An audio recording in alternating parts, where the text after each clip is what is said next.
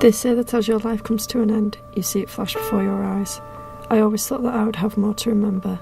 Children, grandchildren, nights spent painting the walls of our home and dancing with you in foreign places, but even then I knew that all I would have would be memories of you.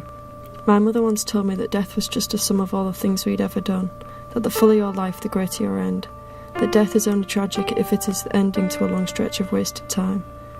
I feel my life is neither full nor wasted time, but simply a failed effort at being good. I remember when we first met, you seemed so delicate. Your laugh was gentle just like your eyes, and I thought you were beautiful. Time only made you better.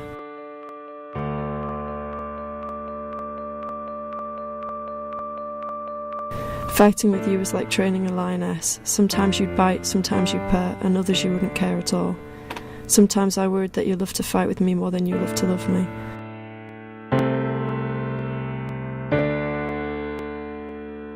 The cracks were obvious and quickly, but I didn't want to see them.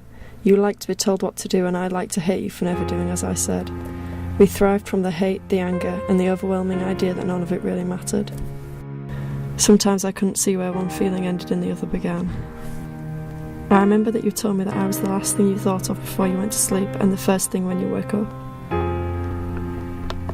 It was on that same day that you told me that you loved me. That never really did make much sense. Every I love you became laced with a sense of disappointment. You knew that you were trying, and so did I. I watched you lose your faith a day at a time. You started to let go of the idea of me in anywhere other than the present, the future slipping by before it even had a chance to start. You told me that your life was empty, that you wanted something bigger, something better than what you had. I'm sorry that I filled all of those spaces with smaller things, worse things.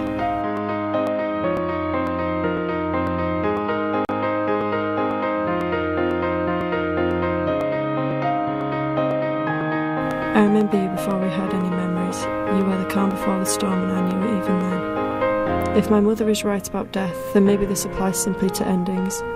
Maybe the tragedy of our separation came simply from how full our connection had been, void of wasted time and crammed with ambition.